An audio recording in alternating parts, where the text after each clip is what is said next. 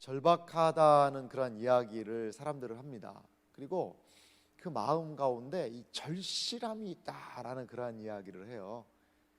절박함, 절실함, 무엇인가 나에게 간절하게 이루어지기 원하는 것이 있다는 것이죠. 그런데 여러분, 절박하다고 그래서 다 이루어지는 것일까요?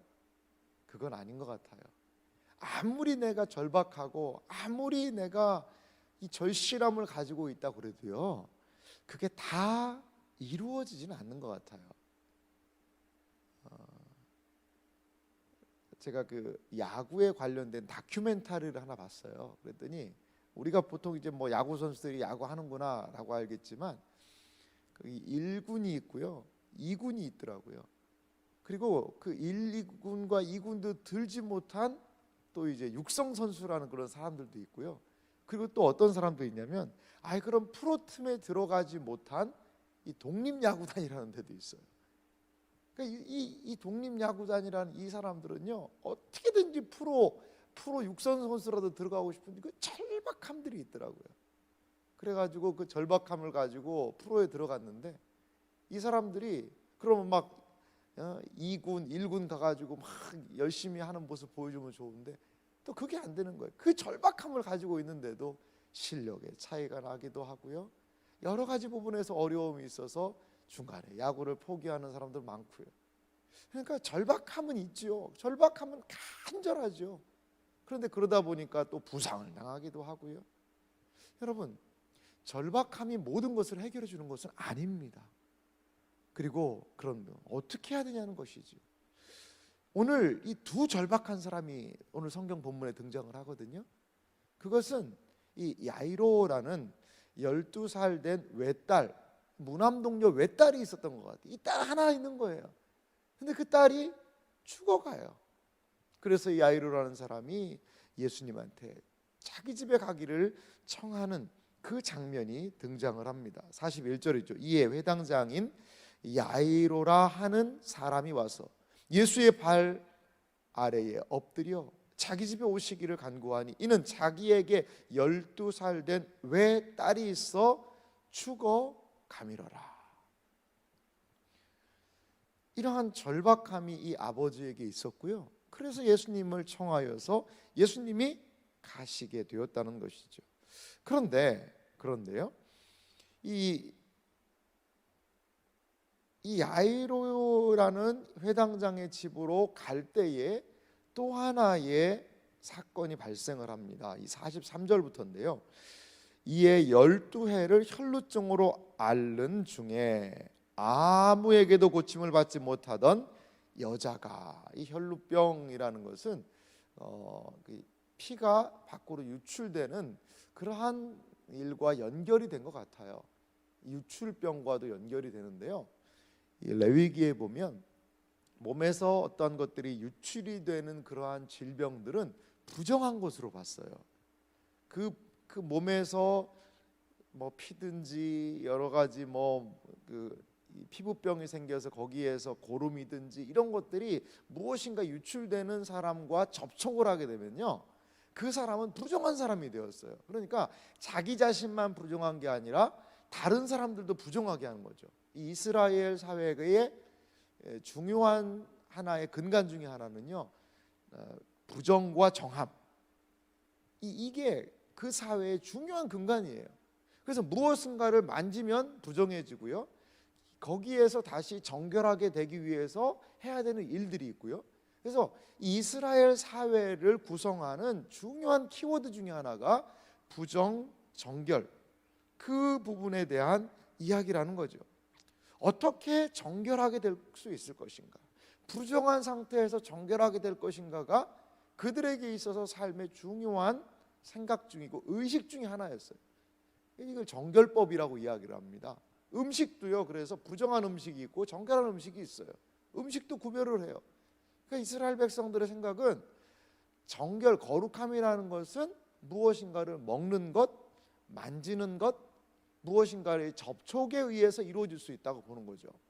이게 이제 레위기의 가장 근본적인 생각이거든요. 이 여인이 얼마나 고생했는지 이 마가복음에 아주 자세하게 이야기하고 있습니다. 제가 마가복음 본문 한번 읽어드릴 테니까 들어보세요. 12회를 혈루증으로 알아온 여자가 있어 많은 의사에게 많은 괴로움을 받았고 가진 것도 다 허비하였으되 아무 효험이 없고 도리어 더 중하여졌던 차에라고 이렇게 이야기를 하고 있습니다. 이게 마가복음 5장 25절 26절에 있는 말씀이에요. 그러니까 이 혈루증이 더 중하여졌던 차에 더 많은 의사, 많은 의원, 근데 이게 낫지를 않는 것이지요. 몇 년 동안이나요? 12해 동안이나. 참 이 놀라운 건요, 야이로의 딸은 12살이에요. 근데 이 여인이 지금 혈루증을 앓은 지는 12해가 되었다는 것이죠. 그러니까 이 야이로의 딸이 태어났을 무렵부터 이 여인에게는 고통이 시작된 거죠. 이러한 고통 가운데 이 여인이 놓여 있는 것을 볼 수 있습니다. 그런데 이 여인이 예수님의 옷을 붙잡아도 낫겠다라는 그 생각을 가지고 예수님 옷가를 붙잡으니까요, 그 여인의 혈루증이 즉시 그쳤다는 것이죠. 자, 이 여인이 이제 고침을 받은 것을 본인이 알았던 것 같아요. 그런데 45절 보세요. 예수께서 이르시되 내게 손을 댄 자가 누구냐? 예수님 물으세요. 찾으시는 거죠. 그러니까 다 저는 안 했는데요, 다 아니라고 하는 거예요. 그러자 베드로가 이르되 주여 무리가 밀려들어 미나이다. 아니 예수님, 뭐 누가 땡기고 그거보다 이 무리가 이렇게 많은 사람들이 몰려서 가니까 그렇게 된 거 아닐까요? 하지만 예수님은요, 46절에 예수께서 이르시되 내게 손을 댄 자가 있도다. 이는 내게서 능력이 나간 줄 알미로다 하신대. 여러분, 아니 예수님이 그냥 아셔도 모른 척하고 그냥 누가 하나 나았나 보구나, 이렇게 좀 지나가시면 안 되나? 꼭 그거를 그 바쁜 와중에 지금 야이로는 얼마나 이 자기 딸이 이 총각을 다투고 있는 그 상황인데, 지금 그런 게 중요한 게 아니라 빨리 우리 집 가서 좀 해주셨으면 좋겠는데 라는 그런 절박함이 있지 않을까요? 그런데 예수님은 무리를 멈춰 세우시고 누가 내 옷에 손을 댔냐? 그걸 물어보신다는 거죠. 그냥 지나가시면 안 되는 걸까요? 그리고 이 여인이 얼마나 무한하겠어요. 사실 이 여인의 이 12년 동안이나 유출 혈루증을 알았다는 것은 아마 그 여인의 이 아픈 것을 다 알았을 거예요. 많은 사람들이 알았지 않았을까요? 그러니까 이 여인이 만졌다는 것, 이 여인이 거기 갔다는 것을 알면 사람들이 아이고 그 부정한 여인이 와서 이제 우리 큰일 났네, 다 부정해졌네 라고 이야기할 수 있는, 공개적으로 이 여인의 정체가 드러났을 때는 분명히 좀 문제가 생길 수 있는 소지가 있어요. 그런데 예수님은 그거 아시면서도 이 왜 여인을 계속 찾으신 것일까요?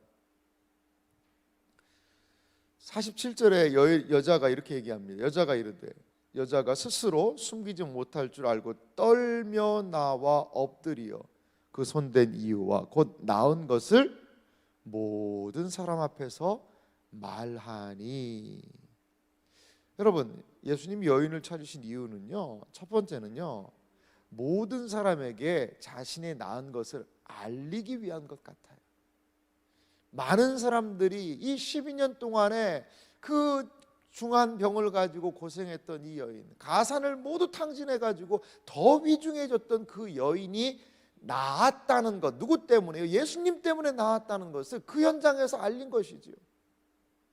아마도 뭐 혼자 어디 가서 얘기할 수 있어요. 그러면 이게 어떻게 나았는지 어떻게 됐는지 잘 모를 거예요. 하지만 그 현장에서 예수님이 그 여인을 찾음으로 인하여 많은 사람 앞에 이건요, 작은 간증이에요. 내 질병이 예수님으로 인하여 낫게 되었습니다. 이러한 이 여인은 지금 자신이 낳은 고백을 하고 있는 것이지요. 그러자 예수님은 무엇이라고 말씀하십니까? 48절에 예수께서 이르시되 딸아 내 믿음이 너를 구원하였으니 평안히 가라 하시더라. 이 여인에게서 예수님은 무엇을 확인하고 싶으신 거죠? 그 안에 있는 믿음을 확인하고 싶으신 거예요. 아마 이 여인이 살짝 옷 잡고 그냥 가서 나았으면은요, 병은 나았을 거예요. 병원 고침 받았을 거예요. 근데 평생토록 어떤 이 훔친 느낌이 있을 것 같아요. 예수님 몰래 고침 받은 그 훔친 느낌. 그런데 예수님은 공개적으로 자신이 낳은 것을 고백하게 하고, 그리고 여인아, 내 옷자락을 잡은 것은 훔친 게 아니야. 그게 바로 믿음이란다.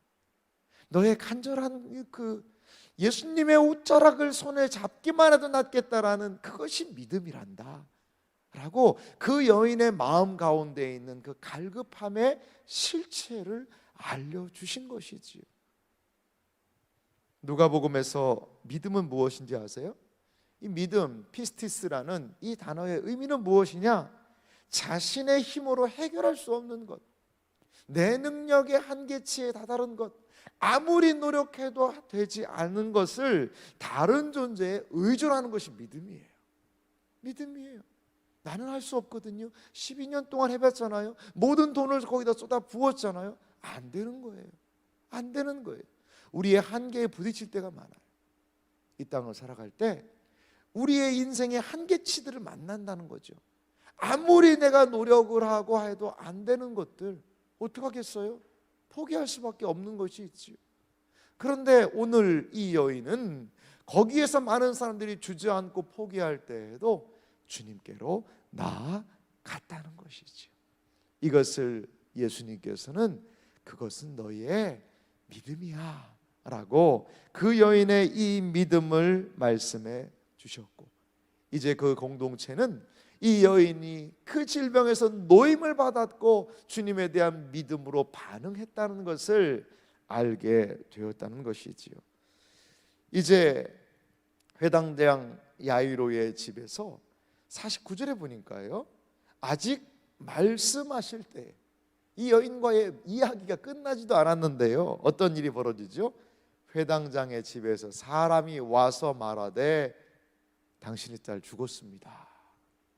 선생님을 더 괴롭게 하지 마소서. 야이로에게는 엄청난 그 고통 아니었겠어요? 자신의 딸 하나 있는데, 무남동녀 외딸인데, 그 12살 된 그 금지옥엽과도 같은 내 딸이, 예수님이 이 여인 고쳐주고 말씀하시는 그때에 여인은 이제 나음을 얻었지만 자신의 딸은 죽었다라는 비보를 듣게 됩니다. 이 상황에서 예수님은, 그 사람들은 뭐라고 얘기해요? 선생님 더 괴롭게 하지 마십시오. 이제 죽어서 끝났습니다. 선생님 이제 괴롭게 하지 말고 끝냅시다, 이거예요. 50절에 근데요, 예수님께서 이렇게 얘기해요. 예수께서 들으시고 이르시되 두려워하지 말고 믿기만 하라. 그리하면 딸이 구원을 얻으리라 하시고. 야이로에게요, 예수님은 무엇을 도전하시는 것이죠? 믿음을 도전하고 계시는 거예요. 야이로는요, 누구를 보면서 믿음을 일으켜야 할까요? 바로 12의 혈루증으로 고생했던, 그렇지만 믿음을 가지고 나음을 얻었던 그 여인의 믿음을 이제 이 야이로가 본받아야 되는 것이지요. 그 도전을 받아들여야 되는 것이지요.